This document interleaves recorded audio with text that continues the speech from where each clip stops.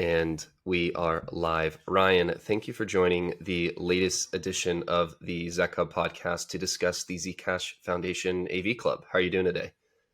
I'm doing great. Thanks, Ian. Thanks for having me. Yeah. This is a No. real privilege. Yeah, no, of course. So I think kind of, setting expectations for kind of today's conversation for everyone listening, the Zcash Foundation AV Club is a recently new development. I think was launched within like or publicly launched within the last couple of weeks. Yep. So a lot of people are going to want to learn more about that. But I think for a start, some people might not know you in the Zcash community. I know you've been around for a little bit, but I kind of want to just talk about your background, story into Zcash, maybe your story of getting into crypto as a whole, and kind of like how all this might tie in with like this founding of the Zcash Foundation AV Club. Is that like a good place to start? Yeah, definitely. I'm a bit nervous because this is a story that I haven't really told publicly. So this is kind of a first. So in order to just tell my roots in Zcash, it doesn't really make much sense to ignore my history in crypto, which started in 2011 when I received my first Bitcoin. Was actually Halloween of 2011, and that was a payment from a friend who ran a blog website called dailyanarchist.com, and he had asked me to do some hacker news type of guides, walkthroughs, and introductions into like encryption. So I had written a blog about full disk encryption and how to do it on Ubuntu and on Fedora. This would have been summer 2011, so whatever version of those were out there, and it wasn't really easy and straightforward. So I published this blog, and he paid me in Bitcoin. And then shortly after that, I got an email from Mihai Alisi, who's went on to be one of the founders of Ethereum. He was the founder of Bitcoin Magazine along with Vitalik. And he asked me if I wanted to write for Bitcoin Magazine. This was before the first issue was ever printed. And it was kind of strange. It felt like a phishing email, like coming from Romania, and it's like, "Hey, I have this. I'm going to be making this website. Do you want to join us?" And yeah, especially back then. Yeah. So this was winter 2011, going on 2012, and I'm a web developer, and so at the time, I immediately thought, okay, well, my real goal here, I can write blogs and things, but my real goal is to become the webmaster of Bitcoin Magazine. And I started doing that pretty quickly because they didn't have a web developer or webmaster to run this massive amount of content that they were putting out. So that was sort of my first steps into like crypto media as well. And this was meetings with Vitalik and Mihai back in 2012, 2013, and moving forward. So that's sort of where that started. At the same time, I was getting into live streaming, and live streaming tech was also very new at the time. So I was spending most of my time trying to convince people that Bitcoin was a good thing and convince people that live streaming was a good thing. It was rather difficult. And I actually tried to push live streaming into Bitcoin Magazine as an opportunity for them to live stream some of the early meetups and things that were happening. This happened at the exact same time that Vitalik started talking about Ethereum or thinking about Ethereum. And so when I started live streaming the San Francisco Bitcoin meetup, which is on my own personal channel, and I did that without funding and just out of my own pocket and doing my own research on how to do it even. At the same time, Mihai and Vitalik tapped me to make the first Ethereum websites. So the countdown to the pre-sale of Ethereum, that had my hands all over it. And that famous website that had like 15 founders of Ethereum, that was my doing to some extent. Wow, that's awesome. And where from there? Like we're I think 2015, 2016 at this point. Like how does this continue? So that would have been the winter of 2014, going into 2015 was when BTC Media bought Bitcoin Magazine. And at this point, Vitalik and Mihai are working fully on Ethereum and getting that all spun up for the Genesis block, which still wouldn't happen for, let's see. No, actually, this would have been 2013 to 2014 because the Genesis block didn't happen until the summer of 2015. So So I did a lot of work on the website for them, and again, there was no payment for this yet because it was all based on like when the Genesis block launches, and you get some of the pre-mined ETH at that point. So I couldn't afford to do that for too long, and ended up shifting gears to really focus on the work I was doing with live streaming. And at that point, I was traveling around to different open source, decentralized, privacy focused meetups and conferences and unconferences. And I noticed that there was no one recording or live streaming any of the content that was being talked about. These amazing revolutionary ideas, or I thought they were revolutionary. So I took my skills. I went to university for media arts, communication design. So I took some of the skills that I learned from studying documentary film and stuff I know about the web, and just kind of grabbed a camera and learned how to live stream in order to broadcast these meetups and things. And if you look at my channel, my YouTube channel, which is AdjyLeak in the name there, um, you can find a lot of early talks and presentations about Bitcoin and about mesh networks and about end-to-end encryption. A lot of the topics that we talk about with Zcash as being like the core and the heart of all of it. So yeah, I was doing all of that out of my own pocket, much like how you started ZecHub. And that led me to Zcash, which when Zcash launched, I was a huge fan, and I had already done work with Zuko and Nathan as far as the live streams, some meetups and stuff. You can find them on my old channel as well. And so I ended up working for, at the time, the Zcash company. I started working as their web developer in, I guess it was the summer of 2016. So right during all of the ICO madness, I started working for Electric Coin Company. And by the time the first ZCon happened, ZCon 0 in Montreal, they needed someone to live stream it. So naturally, I was already in place to do that. It's a Zcash Foundation event. So at the time, there was no real grants program. There was still no funding for any of this live streaming stuff. It was based all on the tipping economy. So ZCon 0 was done in that way. And at that actual event in Montreal, that was where I saw the potential for asking for a grant. That at the time it would have been from the Zcash Foundation.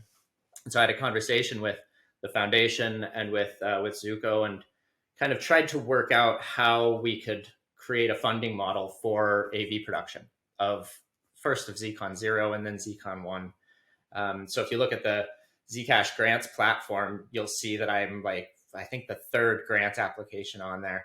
And that was also a UX experiment. So I gave a lot of the feedback back to the Zcash Foundation, and the current grants program. The process of applying takes into account a lot of the feedback that I have supplied to them. Things like posting on the forum and getting the community involved.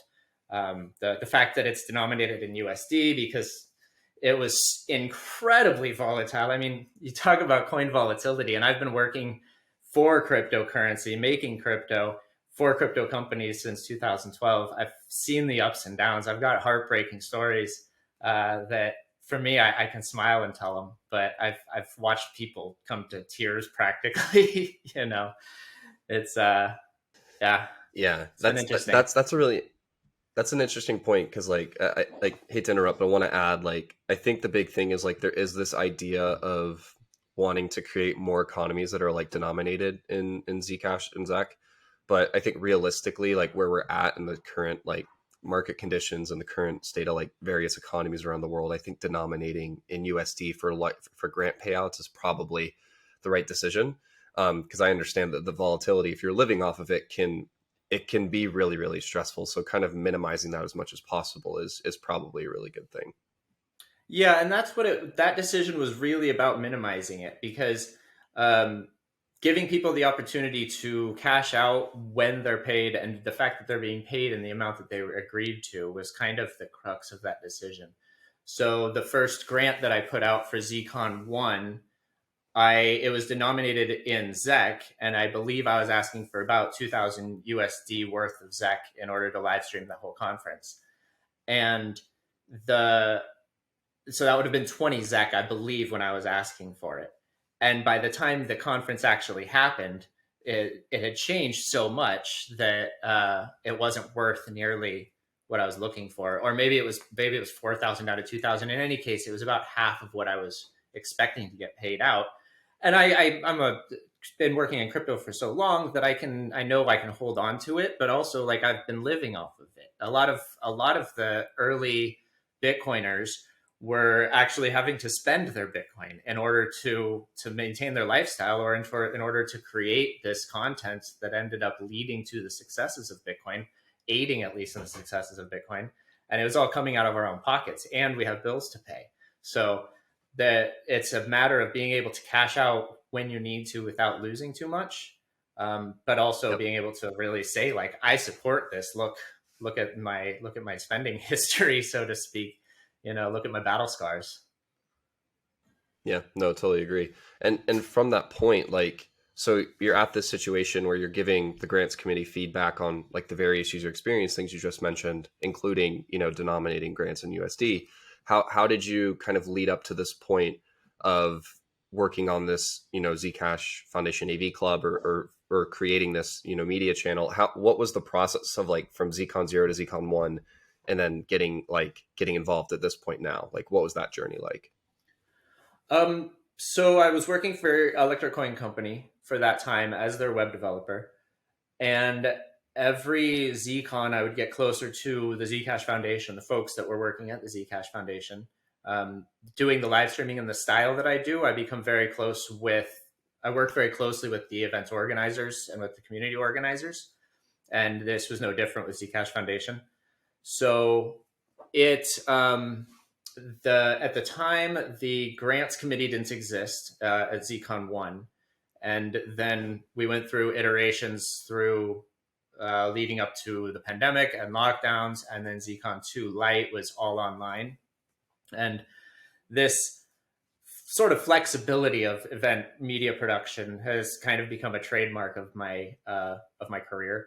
So sometimes I show up at a venue and I don't know what kind of internet I have. So when when the Zcash Foundation wanted to do an online Zcon in the midst of all of these remote conferences that were happening, and a lot of them are boring and just junk, they contacted me uh, in hopes of doing something different, in hopes of bringing more people in from who are watching remotely, bringing sort of what I call the hallway track. What's been at conferences is often referred to as the hallway track or the lobby track.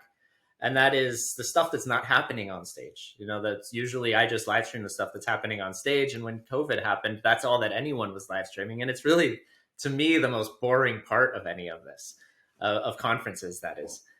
So we attempted with Zcon 2 to bring more of the hallway track in, more of the conference environment in. I think we did a pretty good job there. And at this point, the grants committee was in place, or it was starting to spin up a little bit. And you're back, and we are recording. So all right. Sorry for the technical glitch there. I'm just gonna edit one thing. Okay, we're good to go. Sorry for the technical glitch there. We had some mishaps with the recording. I believe we left off we were just describing like the journey from, I think it was Zcon 2 up until the point of like finding the Zcash Foundation AV Club. Yeah. So I've live streamed all of the Zcons, and all of them with kind of a different payment model and a different level of involvement with the foundation directly. And while I'm working for ECC at the same time, I'm doing sort of AV tech support. I find myself doing a lot of AV support for the chief executive officer and other officers in ECC specifically, because everyone wants to look their best for this new online communication thing we're doing. And I found that a lot of people were like using their phones to live stream and stuff. So I sort of found myself in a position of being this go-to AV support for the foundational or the core Zcash organizations, being the Zcash Foundation and ECC. I have very friendly relationships with all of the people that make these organizations up, and I had actually gotten paid by all three of them in a way that I think very few people have. Which is to say that I feel like I have more hands-on experience with the funding of Zcash for non-development purposes, for things like AV production and media production.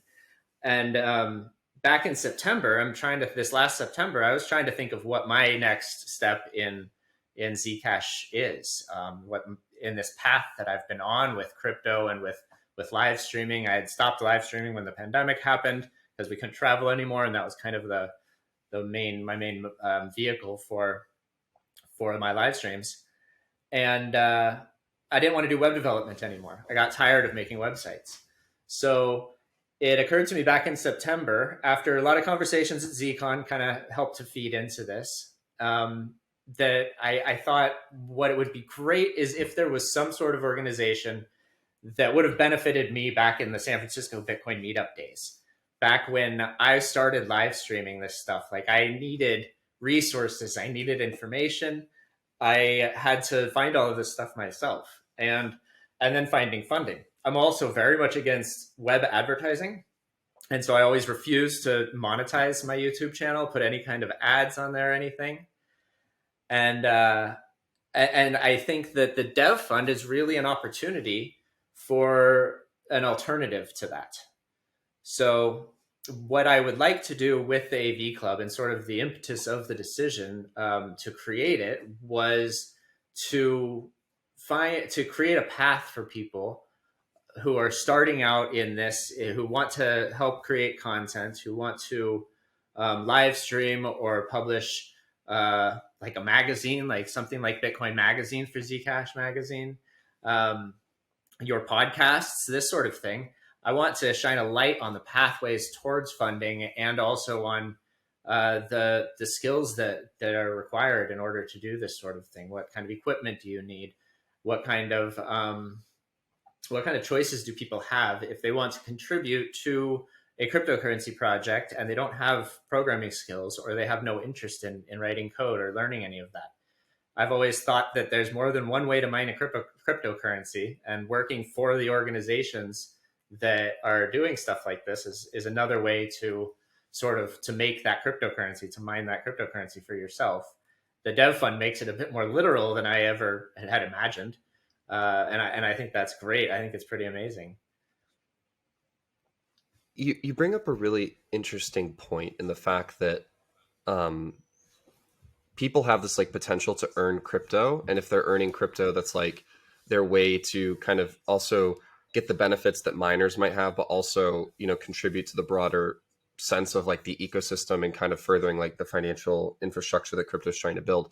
And then you make it also a really good point that not everyone has the appetite to like learn how to code, or, you know, learn how to program and kind of, you know, be more involved with like actual protocol development.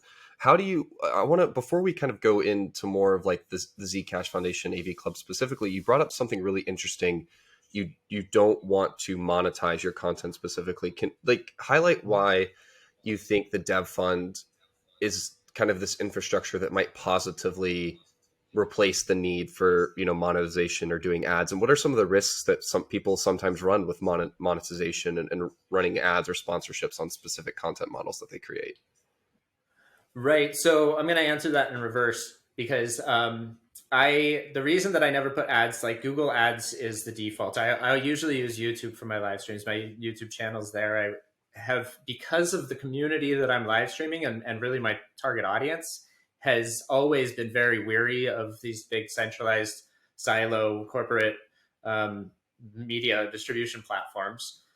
And I've been faced with this question a lot, and so not putting ads on my videos is one way that I can kind of protect my audience from a couple more prying eyes of Google, is kind of how I always saw it. Like, we know that Google is already watching everything that they're doing with their browsers if they're on YouTube, but then there's also, if you put ads on the video, then you consider Google AdWords comes into play. And I just didn't want this extra layer of eyes on my audience. And then, of course, the monetization fight that ended up happening, the YouTube censorship that happened and potentially led to like Odyssey and other alternative homebrew solutions. A lot of those complaints were about being demonetized and not about being censored. And the the conversation was very much like, I'm being censored. This is all anti-free speech, but my channel was never touched by any of that, and I never even had to confront it because I didn't do the ads. On the other hand, I was working out of my pocket, and that $1,000 a month or whatever from ad revenue, if I could get those kind of viewer counts. You also have to remember that my content is super nerdy. Usually, like, it's a real small niche that's interested in this sort of thing back in the day, especially. So I didn't expect to get a bunch of money from the advertising anyway. I didn't see it as a viable model. I wanted to try the tipping economy, the tipping model, and I have my feedback on that is probably not very helpful because I've lost a bit of faith in that direction, because people want to consume content for free, and I get that. I totally understand that. But the dev fund now, especially with the way that it's distributed now to the grants committee and to the foundation and to ECC, now there are 3 different organizations that all have needs for every kind of skill, and they'll pay for this if you know how to ask for it. And this is something that, because I've worked so closely with these different organizations, I feel I have a pretty good understanding of how that economy works and how we can properly ask not just the organizations but the community as a whole for access to those funds. Something that your model with ZecHub has very closely represented, kind of the vision that I have, where people can come into the ecosystem, they can work with the AV Club in order to not, I avoid the term to build a portfolio because it sounds like we're asking for free work to be done, but the AV Club will actually be helping people to learn these skills, and then also to learn how to ask the community for grants and how to get involved in the economy as well as the ecosystem or the community as a whole. Yeah, that's a super like important point that you make, because so what ZecHub is trying to do with that type of model is we're requesting a grant to get funding to have this like contributor bounty program. Yeah, I know how it goes, man.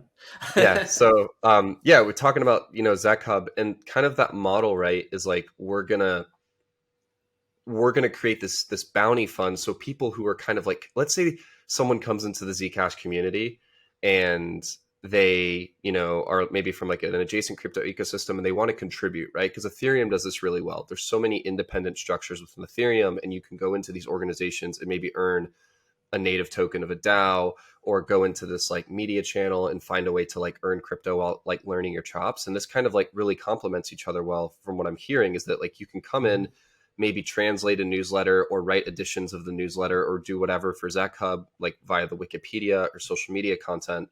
And then you can also be a part of like the Zcash Foundation AV Club and learn like the more professional skills needed to create, better, more quality media, and then prepare yourself to like potentially one day become like an independent contributor to like the Zcash ecosystem. This sounds like a really interesting model that's starting to form up, that's going to empower more individuals to become like independent contributors rather than having to potentially go work at ECC or ZF. Like, is this like the club's ultimate goal? Like, we want to get as many non-technical, non-coders contributing to Zcash, applying for grants and creating quality media, or is that just one of the goals? Like, what is the outcomes that you think the ZFAV Club's looking to accomplish here? Yes, that's definitely one of my goals. Is that for the club to be this sort of network of content creators that already exist, platforms that already exist, like ZecHub, Zcash Media, the new Zcash podcast that's out there. I want to be a sort of promotion mechanism for all of these, as well as to kind of mind share on some of the problems that we have. Like, you understand how microphones and cameras and podcast production works and some of the software connected to that. Whereas I've done a lot of work on the live streaming part and the network protocol side of things. When for like, how do you solve problems of live video production in a place you've never been before and you don't have no idea what to expect, or the basement of a Berlin bar or something like that. And so all of this information is all in our grasps. It's all in our networks. And I want to give us a place to come together and share it, and also shine some light on that specifically for people who are coming in that might have questions, because there's so much information spread out all around the internet. It's hard to find the thing that you're most interested in, the thing that's going to be most helpful to you. And plus, there's the overarching value of privacy in that brings us into Zcash, and it's something that's very rarely talked about in media production. And I think that keeping a focus on that is going to help to kind of separate the AV Club from other media production, entertainment courses, and education courses and whatnot. So that information sharing is definitely a big part of it, and being able to empower and elevate newcomers into the ecosystem, and being able to promote their content and get them funding, and be able to contribute in a way that isn't writing code or doing educational content necessarily. Because we could be talking about code, we could be talking about blockchain news stuff. We could be talking about promotional artwork, posters, anything art like. So that's kind of the overarching sort of educational angle, and this information sharing angle is a big part of it. Getting people funding is a big part of it. There's also the Zcash Ambassador program was a big inspiration for this, that plays into my bigger vision, because I see that the Zcash ambassadors are being asked to document their work, and meetups is the most common, I think, ask of communities that we're making at the moment.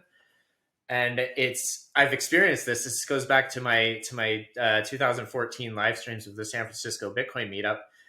Organizing a meetup is not a one-person job, and documenting a meetup is a whole separate person's job, possibly 2 or 3 people sometimes. So the actual act of making and publishing media of these events and of these communities, I believe it should be happening within the community, and the AV Club can help to facilitate that production via not just information sharing, but also resources. So in the perfect world, we would end up being able to get live stream kits to some of these Zcash ambassadors, so that then they can start producing content, and we then not only provide them with the information on how to do this stuff, but actually the resources so that they can do it. That's like I'm just listening to this right now, and I'm just thinking, in my head, like, there's so many things that you mentioned there that I think are just going to enable people to like contribute to Zcash at like a really quality level. The one thing too is like, maybe you don't want to do educational resources, right? So you have like what Otto Tunafish is doing at the foundation, and he's killing it with a lot of these new education resources coming out. People in the community do that. You have ZecHub that's working on that as well. So maybe like you don't see as much of an opportunity with that.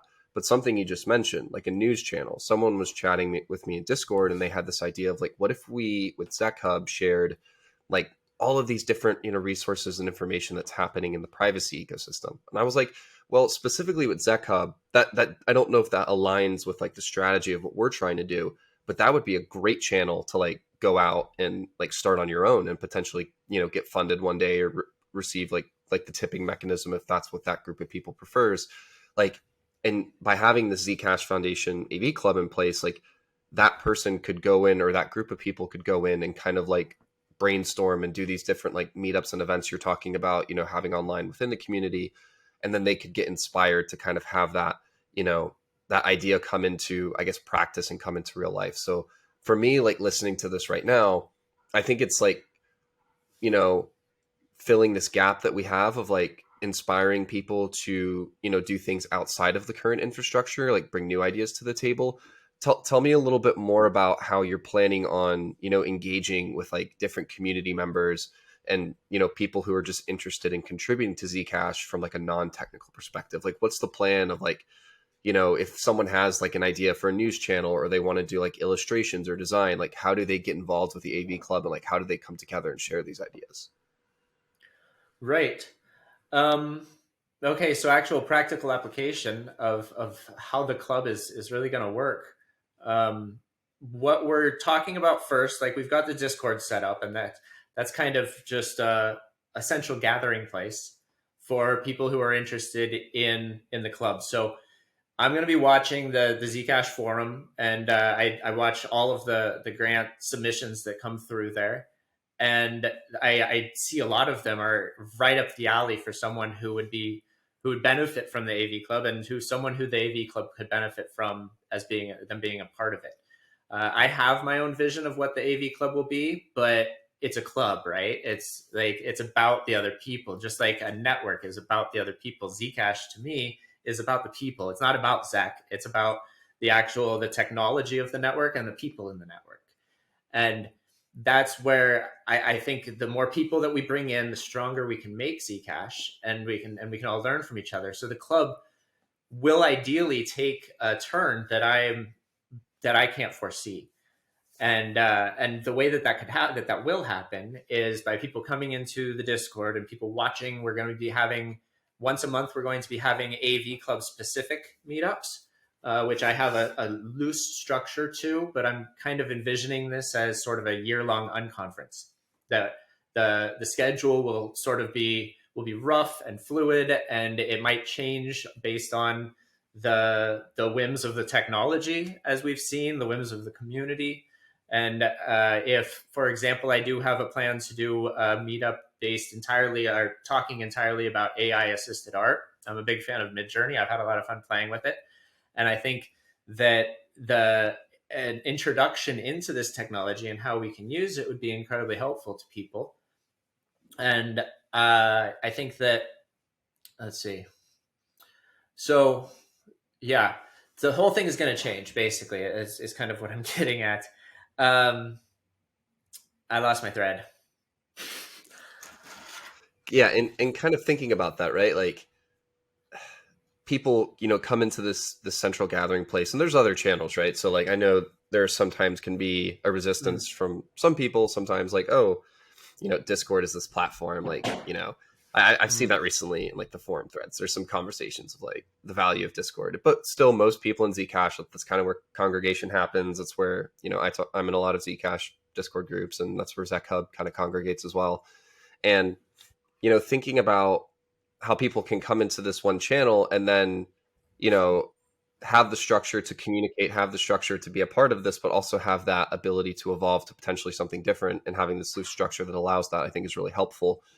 So kind of like recapping this so far as we get, into some more specific topics, like the purpose of the AV Club is to, one, highlight all of the various media, organizations that are working on Zcash Media, ZecHub, stuff from ECC, Zcon, etc., and the global ambassadors. So like anyone kind of working on this like non-technical, contributing to the education, or contributing to certain channels, whether they're news or you're doing design, a way for non-technical contributors to get more involved in Zcash and kind of sharing and amplifying all of those materials. And it's also a place where people, if they have an idea, they can come in and not necessarily take an official course per se, but receive education about the process of becoming a non-technical contributor, especially, the person yourself leading it, who's been doing this for like the last, 11, 12, 13 years. Mm-hmm. So Yeah. I guess my my next question kind of revolves on this more broader topic, because I think that there's this idea of the dev fund kind of really only funding 3 organizations, but then there's this potential to have more decentralization via the community grants program. There is the direct grant option in ZIP 1014. Mm-hmm. How do you think about this idea of enabling more contributors and more people to have more quality PR or more quality communications or media, and how do you think that aids in, one, decentralizing and taking away the responsibility from potentially ECC and ZF? I don't know if that's the right way to word it, but I'll just stick with that. And how do you think that potentially solves the broader PR problem that a lot of people associate with Zcash? Like, how do you think this club specifically? And I know PR is like a very specific angle, so I guess let's broaden this up to like, I guess, media in general. How do you think the AV Club kind of, enables people to, one, decentralize this work, take it away from, people, directly receiving funding via ECC or ZF, and potentially, could it be the solution to the PR problem Yeah, or a part of the solution? right. So, as far as the decentralization goes, and this kind of connects to the topic of there being too many Discord servers or too many different centers of Zcash or whatever, I did see that conversation happening recently. And my instant reaction is, could you imagine if in like 2012, all of the Bitcoiners were talking on like, they were all using the same Twitter account? like, there's just no way that that would function or that it would be what it is. Like the idea to me of decentralization is more, right? Right, more options, more variety, more yeah, just more pathways that people can take into this technology and into their own lives and into their own career. So the idea of there just being one cryptocurrency is ridiculous to me, and the idea of there just being one cryptocurrency news outlet is also just ridiculous to me. And I think if we're going to decentralize, or we're going to be a decentralized community, then it's a community made up of other communities. And what I'm trying to do here, one of my friends actually, when I explained my idea for the AV Club, she kind of laughed and said, "Wait, so you're looking for a group of nerds inside of a group of nerds?" Like, yes, that's exactly it. Like, I want the AV nerds that are already Zcash nerds, that want to apply their skills to this thing. And so, That's awesome. yeah, and I felt like I needed to make a That's really spot cool. for just for that. So that's where I came up with the Discord server, started that. We'll have a matrix connection to that because there is a lot of complaints or inquisitions as far as why we use Google platforms and why we use and why we stick with Discord and Zoom, for example. So I want the AV Club to be a chance for us to experiment with these other technologies that align ideologically to some of the rest of us that are working on Zcash. And then so that's kind of the decentralization part. I want to see as many people making as much media as they can about Zcash, telling their story. There was a question at ZCon 3 in Vegas about how we market Zcash, and I believe that Zcash needs to be enabled and empowered to market itself, and that is the Zcash community and the Zcash communities, rather, the multiple communities. And if we empower them to be able to tell their story and to market that, not even market Zcash at that point, but to be able to explain Zcash to people. And I think that this is really where the power of the Zcash community, which reminds me a lot of the early Bitcoin community, this is really where the power of that can be harnessed and bolstered. And then as far as the PR goes, uh, I I've never really been a fan of PR. I mean, I studied media and I worked in Hollywood, and Yeah. I've seen yeah, it's difficult to control. That's for sure. That's especially with It's social the wrong. media. Yeah, you're totally right. It's the wrong word, but I think when I hear it, that's what people say. It's like Zcash is a PR problem, and I'm like, that's the wrong. I get it. Yeah, sorry for interrupting, but it's like totally the right way to frame it too. Yeah, and but I'm also like so, but it brings up an interesting point and something that I have a different opinion on, that I wouldn't call it a hot take because I've had it for a long time. It's more of a cold take that offends people, sort of, and that is that wide adoption is not what we actually want, and we shouldn't be mass adoption. Sorry, mass adoption is not what we actually want, and we shouldn't be pursuing Okay. it. I consider mass adoption to be cryptocurrency's Moby Dick. And I think that if we do actually catch it, it might be the end of us. And we shouldn't spend time trying to pursue that goal specifically. I think that, yeah, I'll leave it there.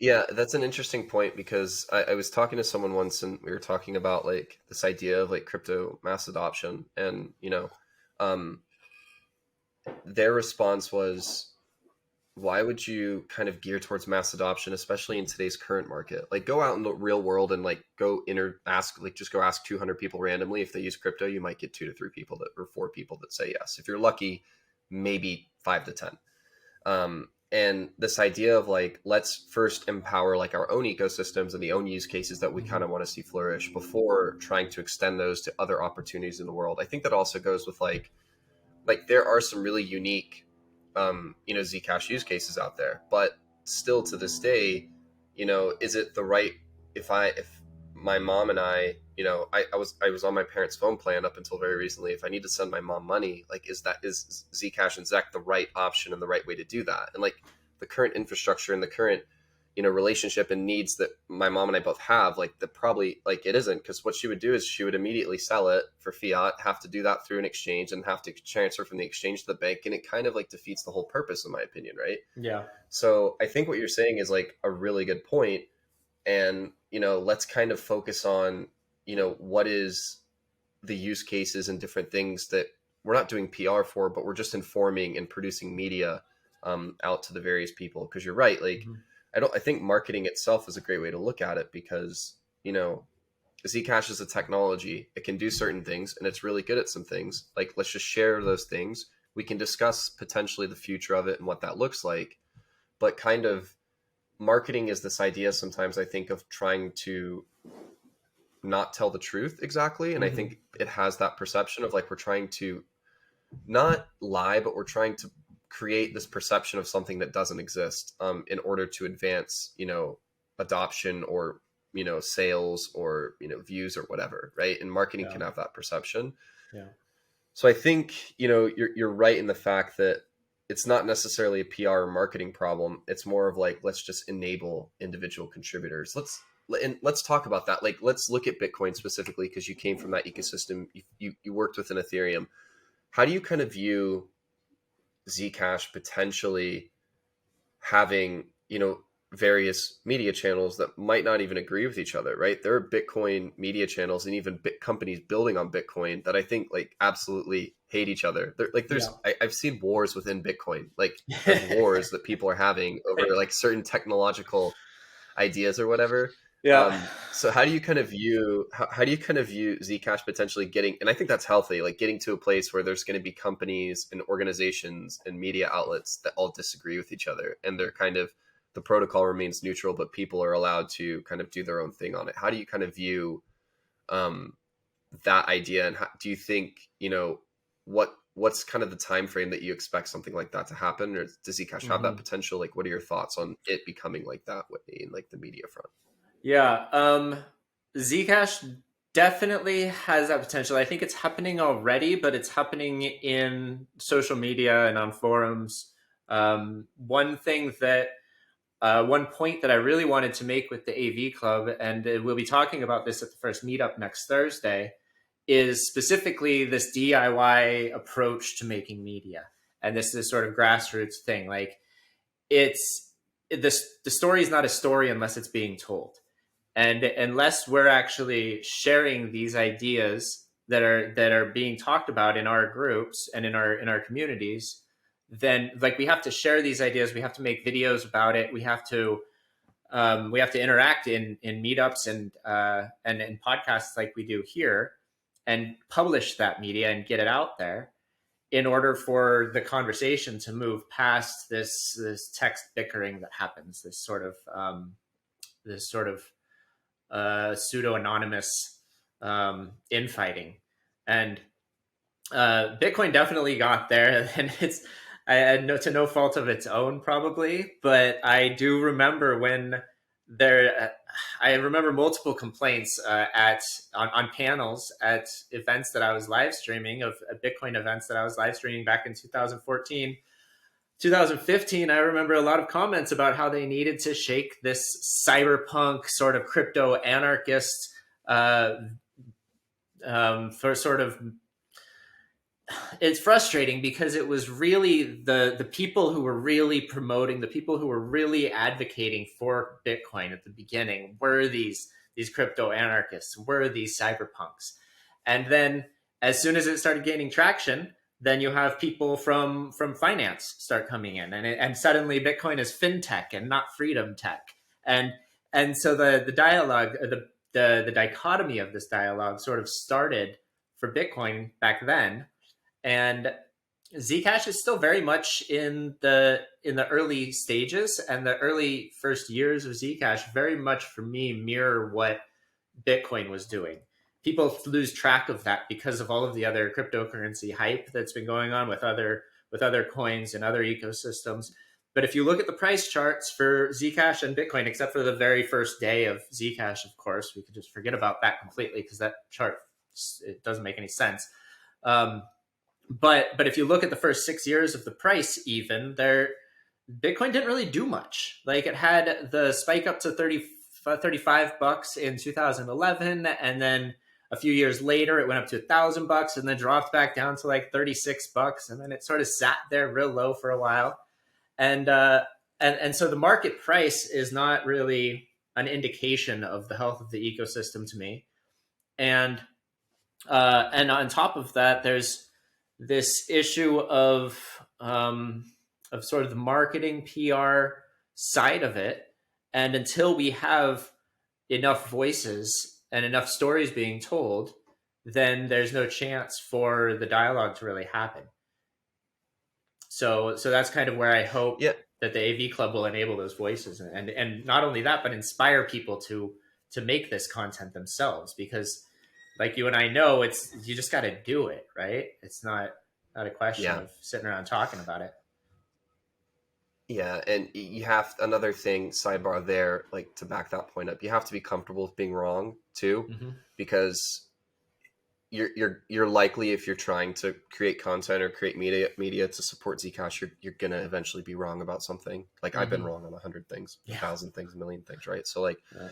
I mean, everyone's going to be wrong. So you just have, I think that's another thing I've heard, before the latest podcast from Digital Cash Network came in, like some of the responses to like the podcast RFI were, I'm concerned about not being technically adept enough, and I'm concerned Mm-hmm. about, getting some things wrong on a podcast forum, right? And I heard that a few times from various people who were interested in maybe doing it, and it's like, hey, like, I totally get that where you're coming from, but what if you just accepted that you're going to be wrong and like it's all Mm-hmm. going to be okay? Um, so yeah, sidebar there, just be comfortable with that. But this overall perception that you're talking about, right? So like originally Bitcoin had this.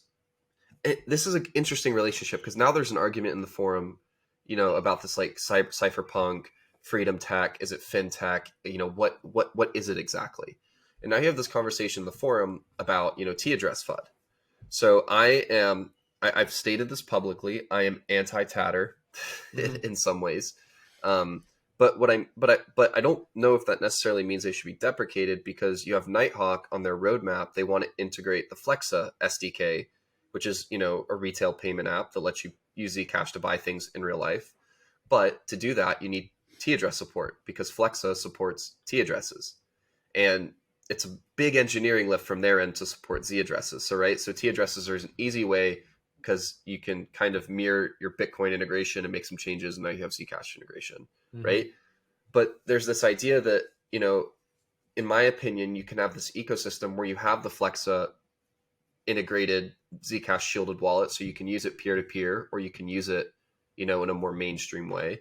And then someone else can just build like an orchard only wallet where the UI doesn't let you send to T addresses, right? Because the Edge wallet, which is a Zcash supporting wallet, you can only do Z to Z from Sapling.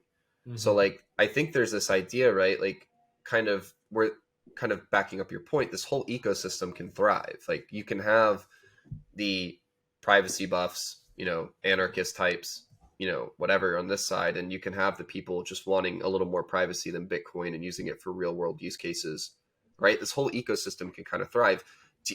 Are you, in your current view of like other crypto ecosystems, do you see that? Do you see like the ability for other, differences in opinion and other uses of the application like to thrive, or do you think that each ecosystem eventually gets consumed by like one identity? Um, yeah, that's a really good question because I think like Zcash has multiple aspects that could attract people. I've seen Zcash applauded for its low fees, transaction fees, for example, during the SegWit battle of Bitcoin. That was talk about a violent war. That was madness. And in the meantime, the transaction fees went through the roof if you could even get your transaction to go through. And so onboarding a new Bitcoin user was a nightmare. And on top of that, trying to get a transaction to an old Bitcoin user was also difficult. I remember trying to send my dad some Bitcoin at that time, and it was like payment for a loan or something like that. And and we couldn't get it to go through. And I was like, screw it, you have Coinbase. Let me just send you some Zcash then. And he was thinking about Zcash only as another currency. He didn't think about these technical properties as in like lower transaction fees and faster block times. So there's the privacy part of it. There's the encryption part of it, which is super cool, and it feels awesome to do a Z to Z fully shielded transaction. And it feels awesome getting a new crypto user to install a wallet on their phone, like Y Wallet on their phone, and being able to send them a totally private cash transaction through the internet. That's actually the very last thing that I did of 2022 was getting a friend set up with his first crypto wallet.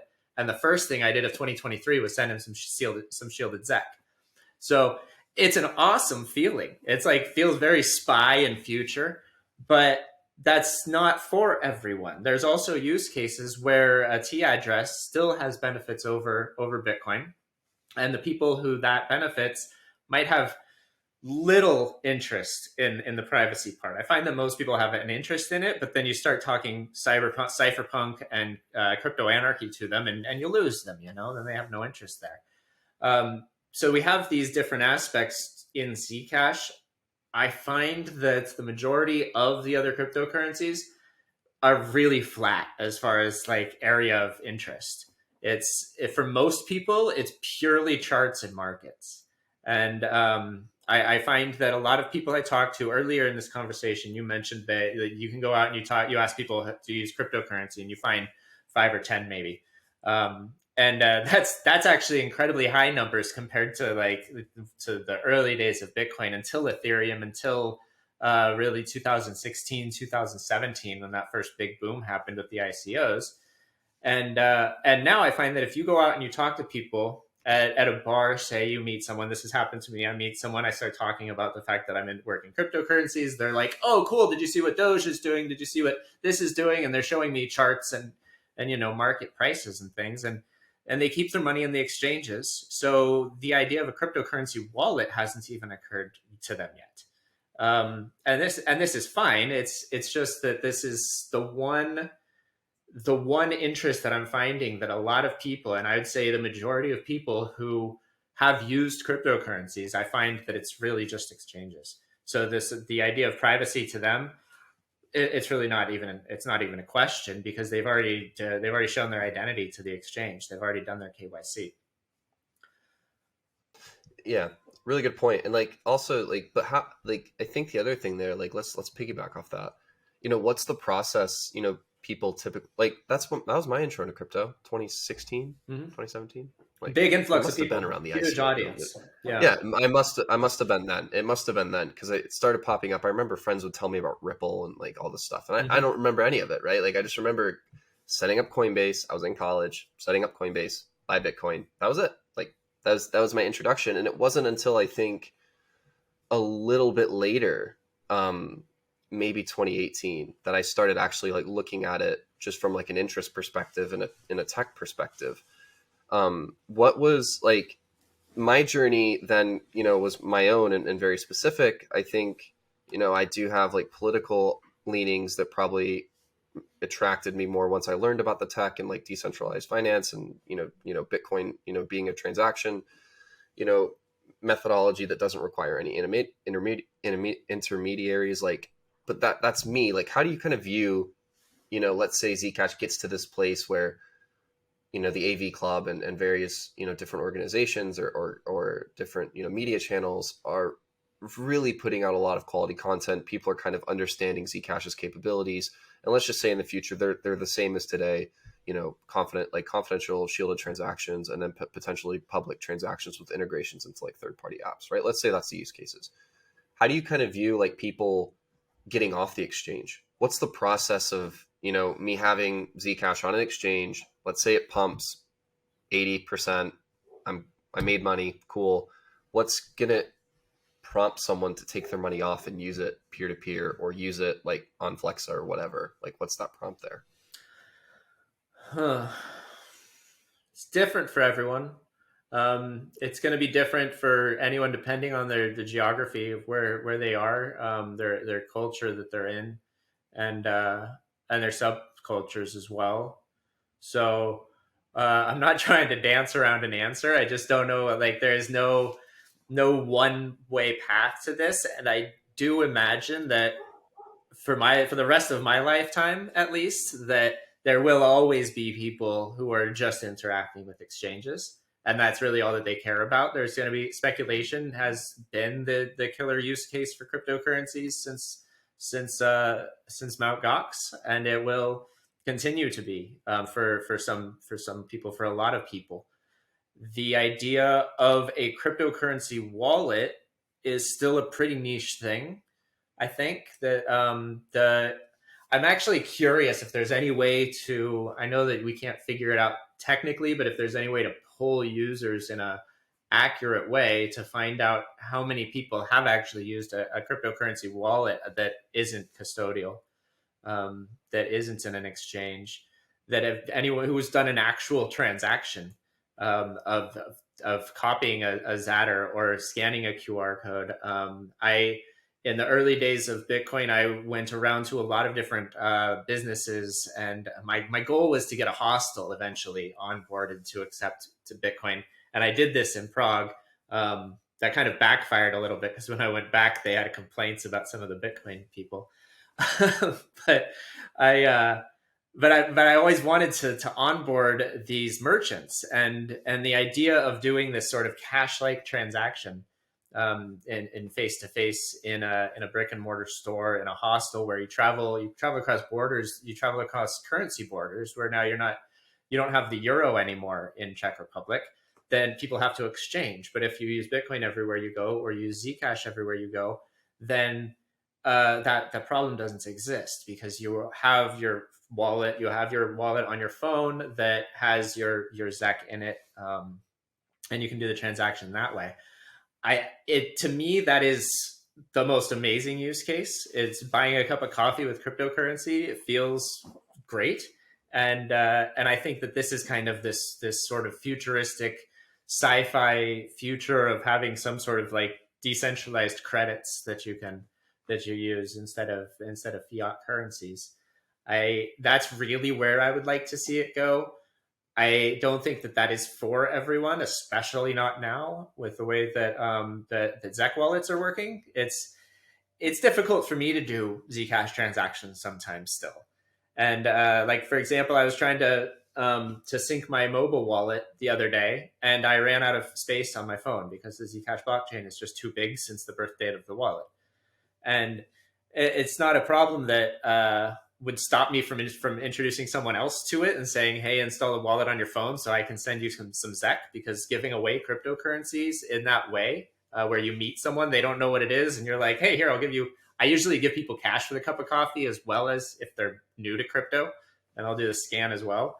But finding ways to get people to actually really interact with the network in a way, because I don't consider these exchanges and custodial wallets, that's not interacting with the network. You're interacting with a website, which people do that every day. And that has been the goal of a lot of projects, is to obfuscate the actual tech that's happening and the real interaction with the cryptocurrency network. So I think that's fine. I think it's good. It's for onboarding new users. It's great. But my interest is really in in getting people to interact directly with it in interesting and new ways as well. Like a cryptocurrency transaction, a blockchain transaction is a lot more than just a transaction, a monetary transaction. To me, it can be a lot more than that, and a lot of people don't even realize that. So I'd like I'd like to hear some more stories about people doing this. And in fact, this could be an interesting topic for an AV Club meetup in the future, to be able uh, to get people to come on board and to tell their stories of interesting cryptocurrency transactions that they've done, as opposed to just the typical exchange type thing. Yeah, that's a really good topic, because I think it also opens up the idea of like, if people bring those examples, you can find new ways to um, kind of onboard people into crypto. I think, Yeah, like, for yeah, example, yeah, like I owe some friends some money, so I'm like, hey, I can send it to you in crypto, and in this specific example, it's probably going to be Bitcoin, and he was like, cool, and I was like, I'm not going to do it unless you download a wallet. I'm not sending it to an yeah, exchange. yeah. And he was like, why? He was like, why? I was like, well, I don't typically use exchanges very much anymore, for various reasons. I use them sometimes, but for the most part, don't really use them anymore. And it's like, I don't like, I want to introduce you to the power of actually doing this and kind of show you how it works in the process.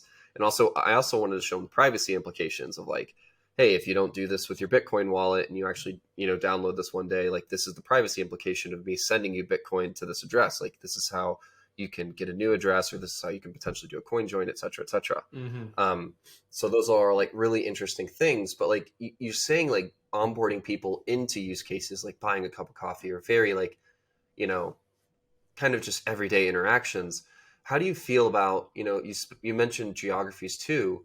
Um, what's this idea of like, different geos have different use cases? How do you plan on like the AV Club potentially enabling, different geos to do different things that, let's say, like, specifically in X country, that in-person meetups might not be the best thing, or they're not accessible to many people because getting from city to city is really difficult, right? But these people have like a common language, they have ability to connect with each other digitally. But then you have this other location, this other geo that's like very, very, emphasized, or they very much want to do like in person over digital. Like, how do you plan on kind of enabling these different use cases, just from the media perspective, which eventually would likely onboard people into crypto, I would imagine. Yeah, yeah, absolutely. It will onboard people. I can say that for a fact, because this is exactly what I was trying to do with my early Bitcoin live meetup live streams. Was I never cared about viewer counts. I always cared about the one or two, the typical story, the anecdote that I would use is, I care about that kid in Canada who can't go to Prague in order to attend the Parallel Polis, for example. And I want to bring this event that has all of these diehard techno crypto anarchist people, and that are really the Bitcoin developers, the Zcash developers. I want to bring their ideas to the next generation of developers, or of media creators, who can't go. And so, on a smaller scale, even this could work in a town where, like you say, they might not be safe for them to get together. And so, organizing a remote meetup, something like what we're doing here, something like what we'll be doing in the AV Club Discord meetups, is to be able to supply them with the information that they need in order to safely have their own meetups online. And I would not recommend using Discord for that. I would not recommend using Zoom for that. But the AV Club will hopefully create a venue where we can explore some of the more private options, things like Jitsi and Live Peer and stuff, um, where we can actually people can safely meet and understand the privacy vulnerabilities, the security vulnerabilities of that sort of meeting. So it's really two-sided.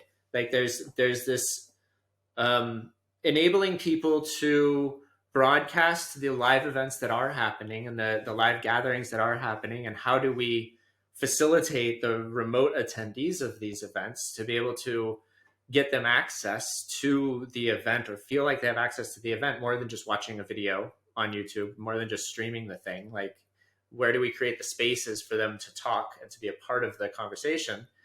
And then at the same time, how do we do remote meetups where an in-person thing's not possible? And the whole time that we're doing all of this, we want to make sure that we're recording and publishing and promoting all of this content. So the club is going to really play a part in all of this, because cross promotion is also going to be a part of it, connecting people in that have language in common, connecting them to each other so that then they can continue to grow their own thing. And I would love to see like sort of chapters of the AV Club pop up all around. Wherever there's a Zcash community, I want to see an AV Club sort of tangent there as well. So not so that we have our fingers and everything, not so that we're like trying to control it. And in one of these, like there seems to be a lot of conspiracies that ACC and the Zcash Foundation are are sort of this central controlling power of all of this. And it's not that angle at all. That would never even occur to me. Like the idea is that I want people to have access to the resources of these organizations, of the Zcash blockchain, and in that sense have access to zero knowledge proofs, and I have access to private secure financial transactions and anything else that might enable. And yeah, so the club is really a way to bring people into this, get them access to these resources, to get them access to my personal resources and the community resources as a whole, and to connect them to each other and see if we can grow something organically from that. Yeah, I think that's a really awesome vision, and I for one am super excited to, be a part of this, and be in the meetups and kind of share my journeys and kind of the way because I think it's useful perspective as well for me personally. Like I work at ECC, so I can also see both sides of the coins. Like I've done an independent project that is going to be run by community members now and a community organization, and I've also worked for the ECC and worked for the ECC. In the marketing team there. So like trying to kind of,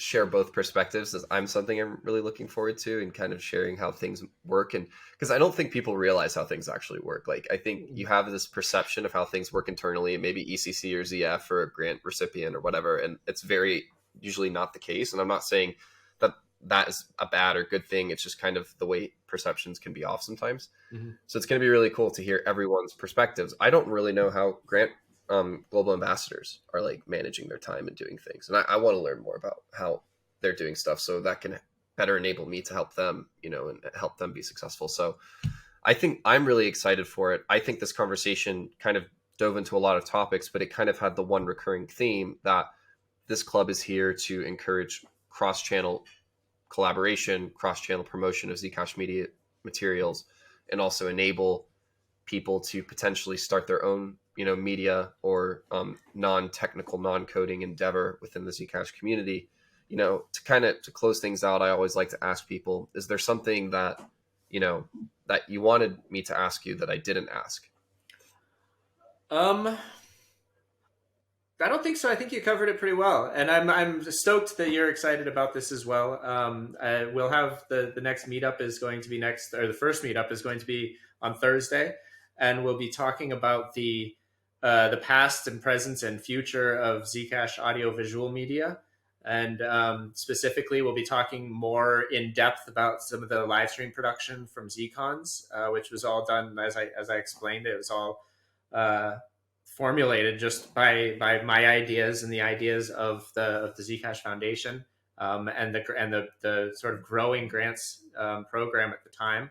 And I want to talk with you more about your history with ZecHub and how you built that up in a way that was then able to apply for a sustainable grant that will help create some jobs for some folks that really want to do something. They really want to contribute to Zcash, and they know how they want to do it. And they just need a little bit of enabling, and it's an enabling power that didn't exist 2 years ago. The grants committee is so new. And I think that it's awesome that you're right there at the cutting edge of it, and that you've gone this path that you've taken. It's very much parallel to I think to my history of of doing all of this as well. And so in this first meetup, I really want to talk more about that specifically and sort of the DIY grassroots media that's been produced for Zcash in the first 6 years, and where we're going from there. Free to Z is also really interesting. So we'll be talking about Free to Z and Free to Z Live. And leading into the second meetup that I have planned for February is going to cover the Zcash economy. And that is not to talk about the ZEC prices or markets or anything, but specifically the funding part of the mission of the AV Club. What funding options are available to people in this ecosystem? How can they get to it? And I want to have some of the grants committee on there, and I want to have the ambassadors on there, and I want to get the Zcash Foundation talking about the trademark. So kind of really shine some light on how someone can get involved and where they can start. And then from there, we'll be moving into, I want to do a special meetup on content translation before ZCon Voices, before the Brazil event, so that people understand what tools to use for content translation and how to do that. And we'll be talking with Zcash Brazil and with Zcash Espanol on that one and get their input. And at that point, we'll be doing 2 meetups per month. And I don't know if we're going to keep going at that rate, but there are a ton of other ideas for meetups that we can produce. Things like the protocol development calls that happen, the arborist calls, the gardening call. I'd like to bring something like the Zeal call back. I was also very much involved at the beginning of those because I was working for ECC at the time. And so this idea of having regular community calls for niche communities kind of goes back to there as well. And I want to see more of that happening. And I want the AV Club to really help promote that sort of thing. And finally, the one thing that I'm super excited about, because I do want to see all sorts of different kinds of media being produced. And one of my favorite formats that I've done, and something I've been trying to get in more cryptocurrency media, is sort of a pre-show talk show type format for ZCon. And this is something that I'm hoping that you might help me with at ZCon 4 in Barcelona. That'd be really cool. Is to get a couch set up, and you and I have the connections to the people who are going to be speaking. And so to get the speakers and to get some other AV Club folks involved to help us put together and produce a real nice show and do a live stream of what to expect from ZCon 4 in Barcelona. And even throughout, we could do a closing show, but I don't know. My experience with the closing of ZCons is usually not in front of a camera. So, but these are the kinds of things that I really am looking forward to producing and to collaborating on. So I was never able to do it by myself. This is all like pipe dreams, you know. And the AV Club is really my personal goal of the AV Club is to find friends and to find people to work with in this, because I get asked if I can't go to a ZCon, like I won't be able to go to Brazil for visa reasons. And so like, if I can't go, who do we have live stream these things? Who do we work with on this? And one of my main goals, one of my personal goals with the AV Club was to reach out and find people who know how to do this or have interest in learning how to do it, and enabling them to be able to have my back and to collaborate with them. Yeah, that's a really good point, because I think like, and that term of like finding friends, right? It's like, it's also, it's like completely just finding people that you can vibe with, that you enjoy working with, and that you can trust, because in the end product of that relationship is going to be like, it's going to be better. Like if you're working with people that you enjoy working with and that you trust, etc. So no, I completely agree. And I'm really excited. This conversation made me even more excited. So I'm hoping as people kind of listen to this and listen all the way through this, that they get a better sense of the goal for the AV Club. And I'm super stoked. And just want to thank you so much for your time today. And looking forward to the first meetup, and it's next week. So where can people follow everything? And, where's the Discord? Where's all the information that this lives? So people can be at the next meetup that I believe is next week, 1800 UTC. Yes. So the first meetup will be next Thursday. That's January 26th at 1800 UTC. We will be having the actual meetup in Discord. I've set up an event in Discord. You can find that invite. It's on the Zcash forums. It's on the Zcash Foundation blog, you can find links to all of our assets. There's a free to Z page. We're on Mastodon at ZFAV Club at Zeal.Center. Also on Twitter. I know a lot of people still use Twitter. I'm going to be using it a lot too, although I don't know if anyone ever sees my tweets because I never see anyone else's tweets. So I'm not sure how that algorithm's working. It seems to be kind of a theme right now. But yeah, we Yeah, should. they need to get that fixed. Yeah, yeah. So the links are out there. Find the way to join the Discord. Join us there. If you don't want to join Discord or if you can't use Discord, then we'll also be live streaming to Free to Z Live, and I'll have that link set up on the profile within the next couple days. And finally, we'll upload it to. For now, it's probably just YouTube, but after the fact, we will publish it, and then we'll be working on other Web3 infrastructure is another topic of a future meetup. And I look forward to talking with people about another topic that's very dear and close to my heart, and that's the distributed media publishing options that exist, things like LBRY and the Open Index Protocol and things like that. So a lot of good stuff to look forward to. Okay. And Awesome. Come into Discord or just watch on Twitter and Mastodon. All right, awesome, sweet. And yeah, all of that information, we'll post it in the show notes so people can access all of these different channels and go to the one that's best suited for their needs. Ryan, thank you so much for the time today. And yeah, I'm really looking forward to the AV Club meetup next Thursday. And yeah, looking forward to this in general. Thank you so much. Thank you, Ian. That was a real pleasure talking with you and an honor. Looking forward to this as well.